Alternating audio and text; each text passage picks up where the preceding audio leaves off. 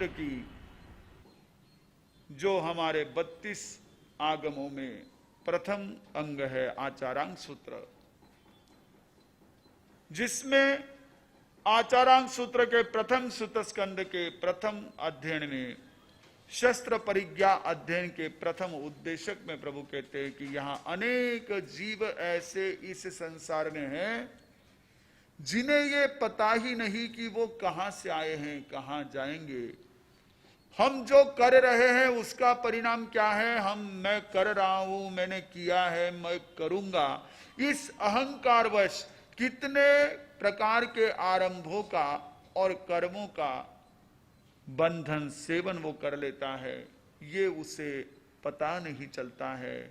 उसके दूसरे सुतस्कंद में प्रभु ने फरमाया कि यहां जो संसार है वो अनेक दुखों से भरा हुआ है, उसके बावजूद भी दुस्संभव है, उसे समझाना बड़ा कठिन है। इस तरह से उस दुख में भी अपने आप को वो सुखी मान रहा है कि उसे समझाना, उसे जागृत करना आसान नहीं है, उसे समझना आसान नहीं है। और यही सबसे बड़ी भीतर में रही हुई गांठ है, यही मोह है, यही मृत्यु का कारण है और यही नरक का कारण है। इसी के साथ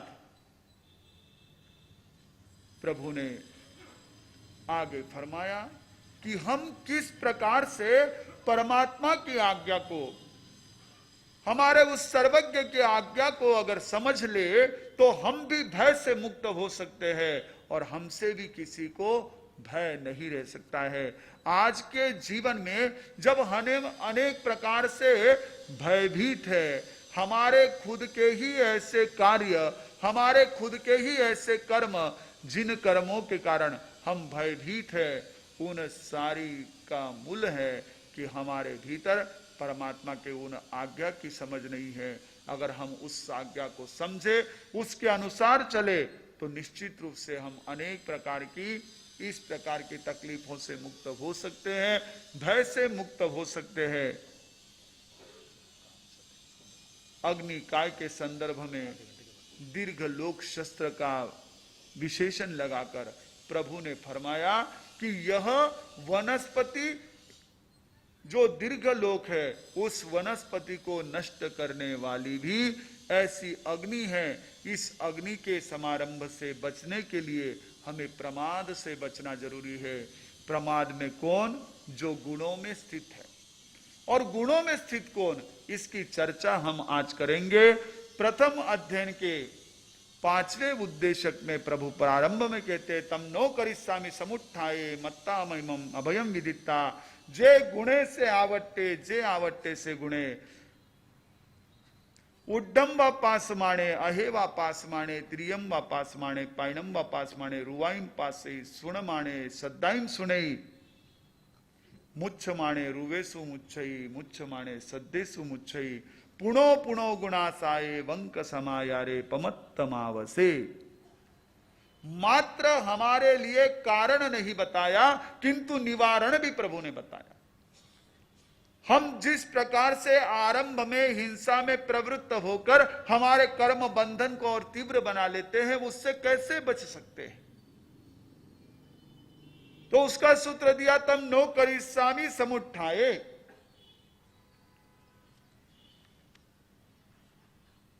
कि इस प्रकार से पुनः हिंसा नहीं करूंगा। मैं आज्ञा में उपस्थित होकर यह एक संकल्प साधक करता है। अणगार के लिए सर्वथा हिंसा का त्याग है, गृहस्थी के लिए स्थूल हिंसा का त्याग है, लेकिन वो पहले उसको आज्ञा में उपस्थित होकर के प्रतिज्ञा करना जरूरी है। ये कौन है? जो मत्ता महिमम अभयम विदिता, जो बुद्धिमान है, वो पीड़ा को जानता है, अन्य जीवों की पीड़ा को अनुभव करता है। हम इतने अपने सुख में मस्त बन जाते हैं कि औरों के दर्द का, औरों की पीड़ा का हमें अनुभव ही नहीं होता है। हम तो इस प्रकार से जिए जाते हैं, मस्त रहो मस्ती में, आग लगे बस्ती में। किस किस की फिक्र कीजिए, किस किस को रोइए, आराम बड़ी चीज है, मुंह ढक के सोइए। हम किसकी चिंता करें, किसकी फिक्र करें, हमें तो अपना काम हो गया, फिर जिसका जो होना है हो जाए। मेरी प्लेट मैंने भर ली, दूसरे के लिए बचे या ना बचे उससे मुझे कोई मतलब नहीं।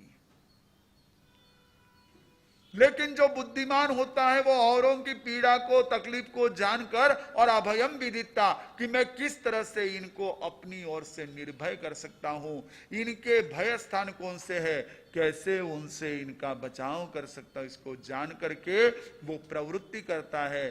क्योंकि जो साधक होता है, जो परमात्मा की आज्ञा में विचरण करता है, आज्ञा को समझता है, उनके सूत्रों को समझता है, भले वो उनका नाम जाने या न जाने, वो महावीर का नाम जाने या न जाने, वो ऋषभ देव का नाम जाने या न जाने, वो आचारांग सूत्र पढ़े या ना पढ़े, लेकिन अगर वो पढ़ भी लेता है और नहीं समझता है तो उसका पढ़ना कोई मतलब नहीं रखता है।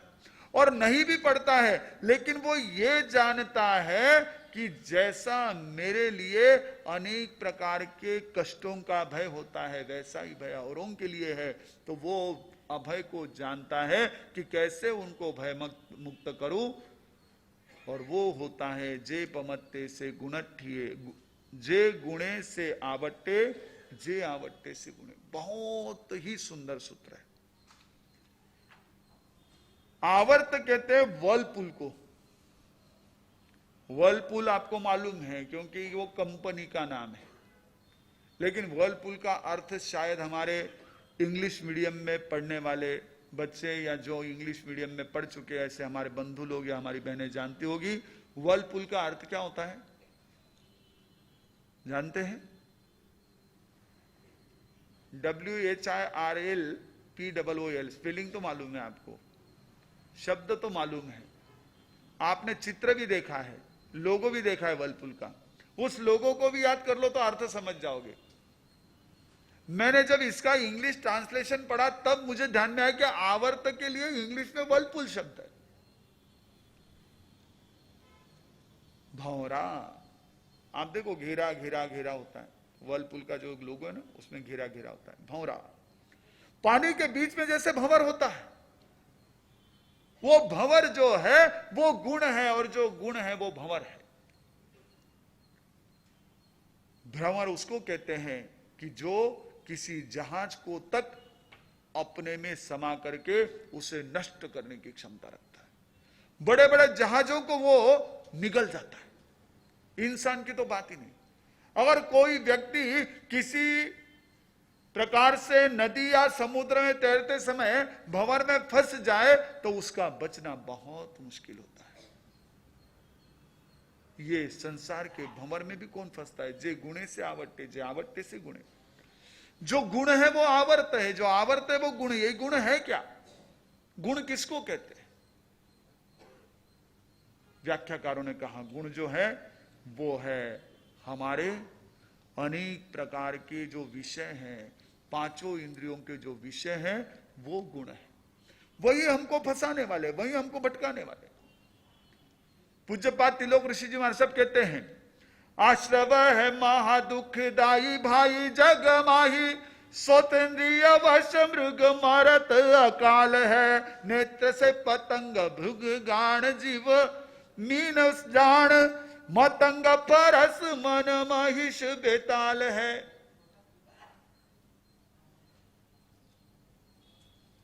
हमारी पांचों इंद्रियों से जो एक प्रकार का आवर्त तैयार होता है वो महान दुखदाई है। आश्रव शब्द यहां प्रयोग हुआ है। आश्रव कहिए, आवर्त कहिए, वो घेरा है।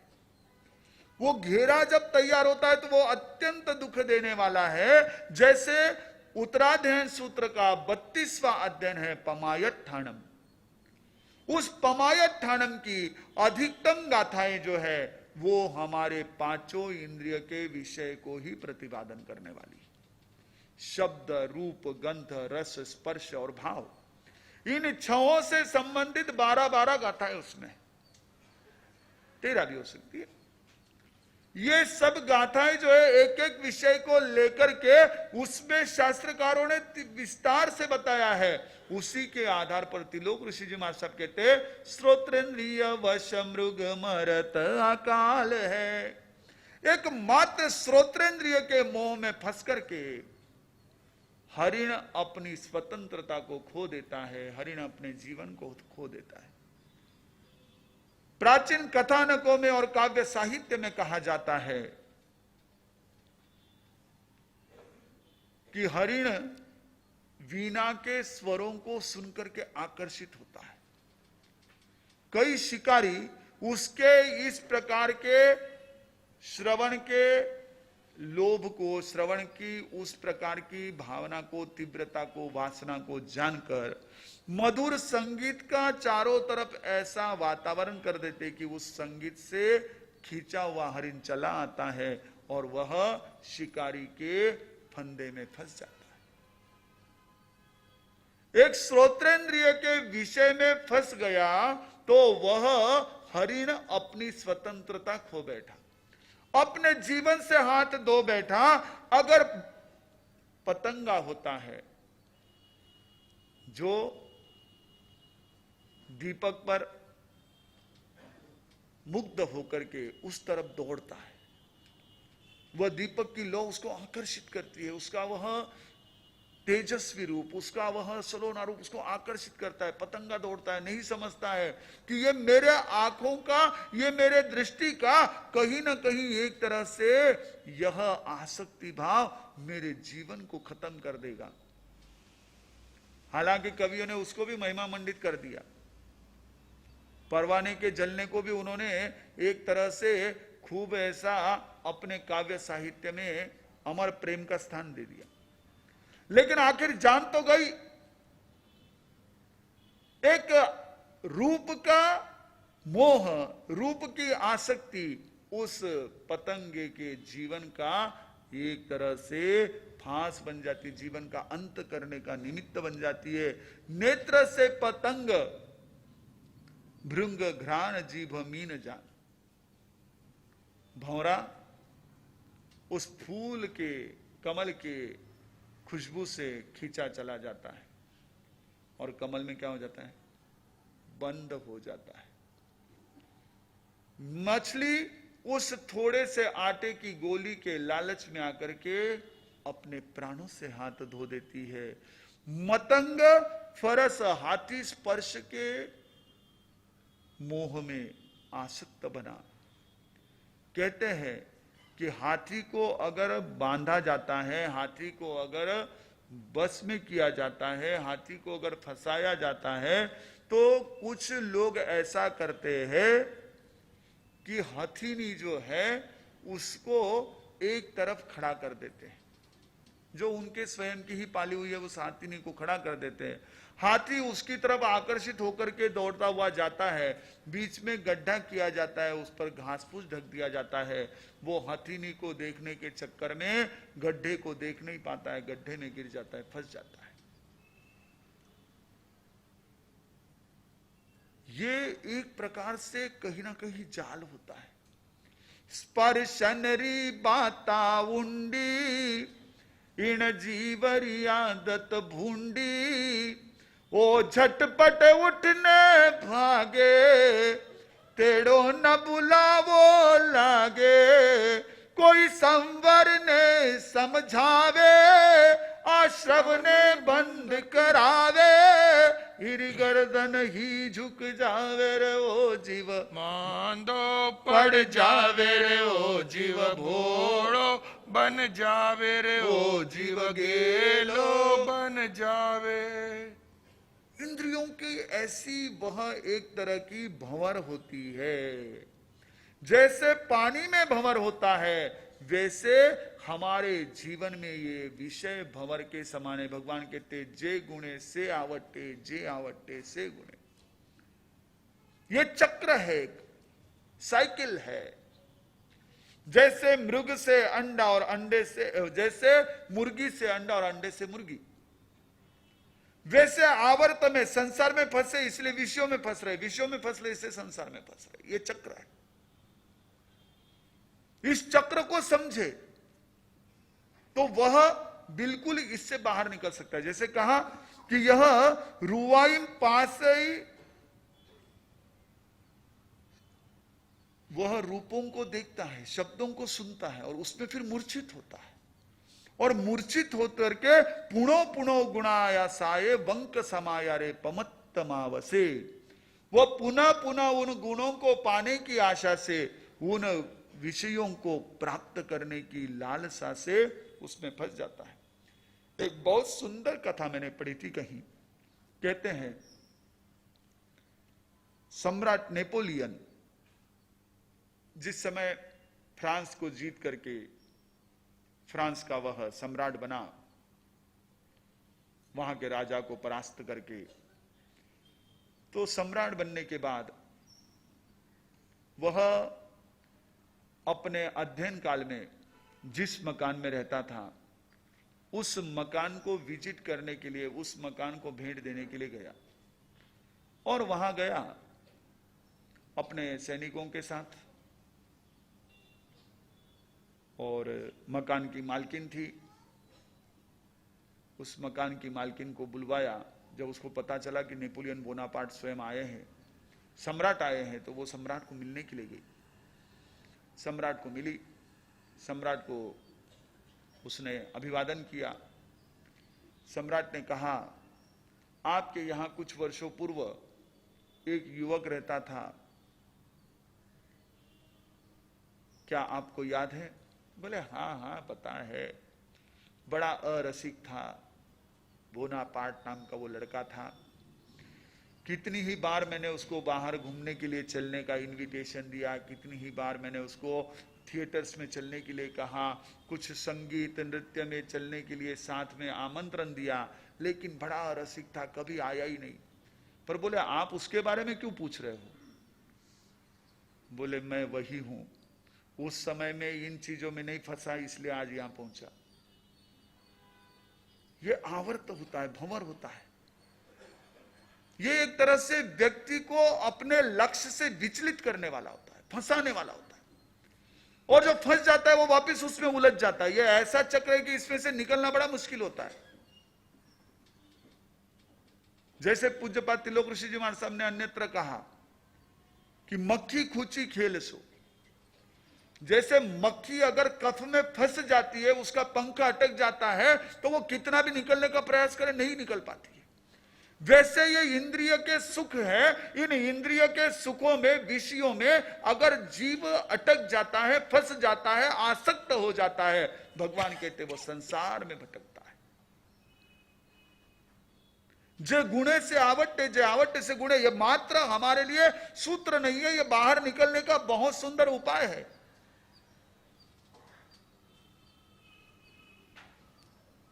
जैसे कहते किसी पंछी ने अपने मालिक से कहा कि आप जाते हो महाराज की धर्म कथा सुनने के लिए, तो महाराज को पूछ के आओ कि आप तो सबको मुक्ति का मार्ग बताते हो, मुझे भी इस पिंजरे से बाहर निकलने का कोई रास्ता तो बता दो। बोले ठीक है। भक्त गया, महाराज का प्रवचन सुना। प्रवचन खत्म होने के बाद में उसने कहा, महाराज मेरा तोता है जो मनुष्य की भाषा बोलता है, उसने कहा है कि आप सबको मुक्ति का मार्ग बताते हो, मुझे भी मुक्ति का मार्ग बता दो। महाराज ने उसकी बात को सुना और सुनते ही आंखें मूंद ली, और आंखें मूंद करके वो ध्यान में लीन हो गए। इसने देखा, थोड़ी देर रुका, 2 मिनट 5 मिनट इंतजार किया, महाराज तो अपने ध्यान में मस्त थे। तो उनके उस ध्यान की मस्ती को देख करके तो निकल गया। तोते ने पूछा क्या हुआ, मेरा सवाल पूछा? बोले पूछा, लेकिन महाराज ने कोई जवाब नहीं दिया, वो तो ध्यान में बैठ गए। बोले ऐसा, अच्छा ठीक है। दूसरे दिन ये मालिक सुबह उसको दाना चुगाने के लिए गया, देखा तो ये तो अपना पूरा एकदम से मरा जैसे पड़ा है। उसने देखा, अरे ये तो क्या हो गया इसको, कल तो ठीक था, सुबह मर गया। उसको बाहर निकाला, निकाल करके देखा, हाथ में लेकर के कोई हलन चलन नहीं। उसने सोचा मर गया, नीचे रखा, ये उड़ गया। अरे बोले ये क्या? बोले महाराज ने उपाय बता दिया था कि इन सबसे अलग हो जा, जब तक तू बोलता रहेगा तब तक तू बंधा रहेगा, चुप हो जा, मुक्त हो जाएगा। जरूरी नहीं मैं मुंह से ही बोलूं, हमारी बॉडी लैंग्वेज होती है, हमारा शरीर भी बोलता है, क्योंकि हमारे भीतर में वो सारा चल रहा है। इसलिए जब ये हमारी बाहर की भाषा बंद हो जाती है, हम भीतर में स्थित हो जाते हैं, तो इस संसार से बच सकते। भगवान कहते हैं कि जब तक तुम इसमें उलझे हो तब तक तुम घूमते रहोगे, भटकते रहोगे, एक लक्ष्य की तरफ बढ़ नहीं सकोगे। भटकना इसलिए खराब है, बाकी कोई दिक्कत नहीं है। कई लोग यहां आते हैं हमारे पास गणेश बाग को ढूंढते हुए, बहुत घूमते, कहते हमको ऑटो वाले ने 1 घंटा घुमाया, 1.5 घंटा घुमाया, 2 घंटा घुमाया। अब घुमाए तो क्या किया, आपको तो उतना ही मौज हुई, वैसे भी कहीं ट्रैफिक में अटक जाते तो क्या होता। लेकिन भटकना घूमना अच्छा नहीं लगता है। इसके आसपास से घूम रहे थे, क्यों? अरे उसमें बैठ के क्या कि 1 घंटा पहले आते तो आपके सानिध्य में आते, प्रवचन सुनते, थोड़ा सा आपसे कुछ बात करते, मंगलिक लेते, उतना ही हमारा अच्छा समय जाता। गाड़ी में बैठ के हमने क्या किया? अब वो बात हमको समझ रहे, लेकिन हम संसार में भटक रहे, वो क्या समझ रहा है? ऑटो में भटक रहे वो पता चल रहा है, हम कार में रास्ता भूल गए, भटक गए, ये पता चल रहा है। लेकिन हम संसार में भटक रहे हैं। जो हमारा डेस्टिनेशन है, जो हमारा लक्ष्य है, जो हमारा ध्येय है, उस ध्येय की तरफ नहीं बढ़ पा रहे हैं। ये भी तो हम ध्यान में ले। भगवान की वाणी यही कहती है कि अगर प्रमत्त है तो वो घूमता रहेगा, और अगर वह इन इंद्रियों में रही हुई अपनी आसक्ति को थोड़ा सा नियंत्रित कर ले, जैसे 5 इंद्रिय का कहा, वैसे ही कहते एक एक इंद्रिय वश मारत अनेक जीव पंचेंद्रिय वशता को कहो कौन हाल है। ऐसे अभिप्राय से ही दीक्षाली समुद्र पाल कहत तिलक भावे होत सो निहाल है। अगर एक एक इंद्रिय के विषय में फंस करके भी ये स्थिति होती है। हमारे अगर जैन कथानक साहित्य को आप उठाकर देखो तो त्रिपृष्ठ वासुदेव का जीवन आप देख लो, एक श्रोत्रेंद्रिय के वश होकर के कैसे निकाचित कर्म बांधे। हम अगर मणिरथ का जीवन देखे, जिसने मदन रेखा के रूप में मोहित होकर के अपने प्राण से प्रिय मित्र से बढ़कर सगे भाई की हत्या करने में भी आगे पीछे नहीं देखा। एक एक इंद्रिय की आसक्ति इस जीव को कितने प्रकार के दुखों में फंसा देती। रसनेन्द्रिय में आसक्त होकर के शैलक राजर्षि वर्षों तक अपने संयम से एक तरह से बिल्कुल अनजान रहे, बेभान रहे, प्रमत्त बन गए। इतने वह उत्कृष्ट त्यागी, पूर्ण राजपाट का त्याग कर दिया था और उत्कृष्ट संयम का पालन करते थे, लेकिन रसनेन्द्रिय के आसक्ति में आकर के अपने उस त्याग को, संयम को भी भूल गए। हमें कहीं भी प्रमाद में रहने की भगवान की आज्ञा ही नहीं है। हमारा थोड़ा सा ध्यान हटा, नजर हटी, सावधानी हटी, तो निश्चित रूप से हमारे सामने कई प्रकार की परेशानियां खड़ी। इसलिए भगवान कहते हैं जे गुणे से आवट्टे, जे आवट्टे से गुणे, और गुणासाय वंक समायारे पमत्तमावसे। फिर क्या होता है? गुण की आशा से वंक समायारे, टेढ़ा टेढ़ा या माया का आचरण करता है। अरे मैं थोड़ा सा टाइम निकाल लूंगा ना, मेरा ये काम हो जाएगा, मैं आज ये कर लूंगा तो पिक्चर देखने को मिल जाएगा, मैं ये करूंगा तो आज मेरे को ये खाने को मिल जाएगा, मैं ये करूंगा तो आज यहाँ पर मेरे को एक परफ्यूम की बोतल लेगी। ये हम लोग क्या होते हैं, फिर वंक समायारे, मन में कुछ रख करके बाहर से कुछ करता है। ये हमारे लिए एक तरह से बहुत महत्वपूर्ण ऐसा सूत्र, एक हमारे लिए संकेत है भगवान का कि यदि हम ये करें तो इससे बच सकते हैं। स्पर्शनेन्द्रिय के वश में होकर के किस तरह से कुंडरिक ने अपना इतने वर्षों का संयम त्याग दिया, और इतना जीवन जो संयम का था, उस संयम के जीवन को भुला करके स्पर्शनेन्द्रिय में ऐसा आसक्त बना कि बीमारियों से त्रस्त होकर के वह मृत्यु को प्राप्त करके नरक में चला गया। ये सारी चीजें जो है, ये हमारे लिए एक तरह से सभी के लिए संकेत है। आज थोड़ा सा ये सब बातें जो है हम लोगों को मुश्किल लगती है। क्यों? क्योंकि हमारी अब विषयों की एक तरह से आसक्ति बढ़ रही है। हमें पता इसलिए नहीं चल रहा है कि वो वैरिएबल है, बदलती रहती है। कभी पेपर पढ़ा, कभी टीवी देखा, कभी मोबाइल देखा, कभी कंप्यूटर देखा। हमें ध्यान में नहीं आता कि हम चक्षुरेंद्रिय को निरंतर कहीं ना कहीं किसी न किसी में फंसा कर रख रहे हैं। हमारा जो है आज एक तरह से इंद्रियों के पीछे इतना ज्यादा यह मन भटक रहा है। हम जब छोटे थे, पूज्य गुरुदेव के वहां पर प्रार्थना होती थी रात्रि के समय में, हमारे बुजुर्ग संत किया करते थे, वो गाते थे, देखना इंद्रियों के न घोड़े भगे, रात दिन इनको संयम के कोड़े लगे, तन के रथ को सुपथ पर बढ़ाते चलो, अरिहंत सिद्ध गुण गाते चलो।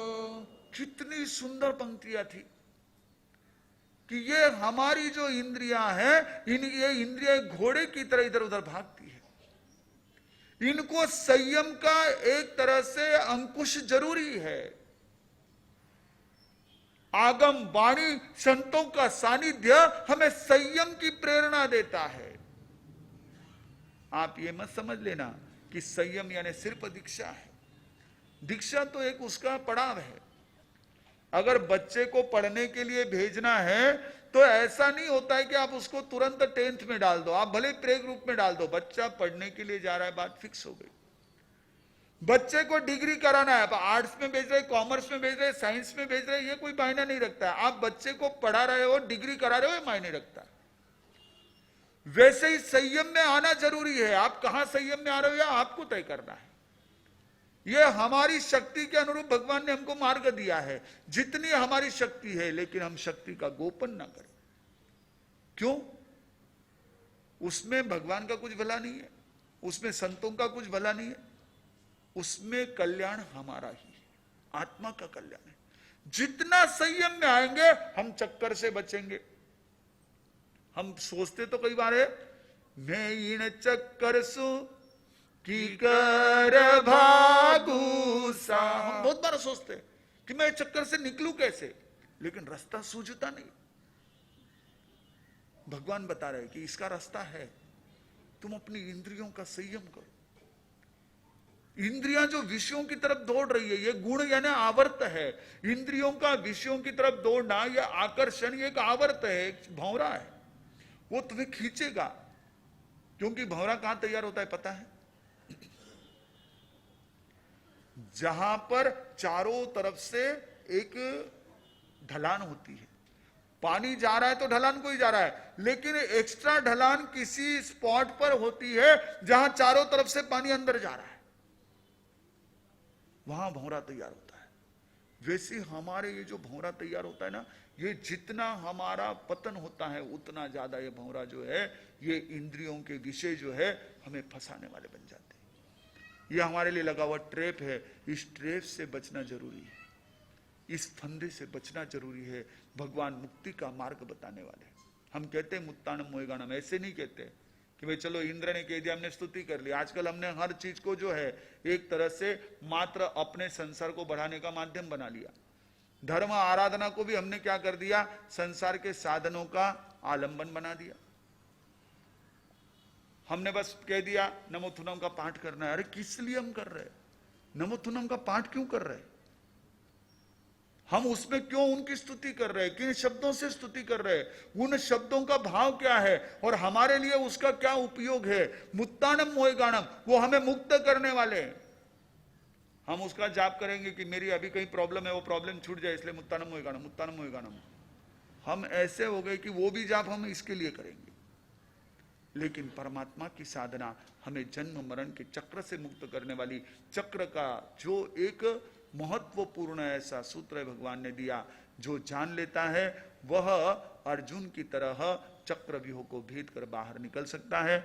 हमारे लिए ये एक सुंदर सा अवसर कि भगवान की वाणी को समझकर हम अपने इंद्रियों के विषयों में रही हुई आसक्ति को यदि थोड़ा सा भी नियंत्रित कर लेते हैं तो हमारा ये जीवन आनंद मंगल से परिपूर्ण हो सकता है। इन्हीं भावों के साथ एक साथ प्रेम से बोले।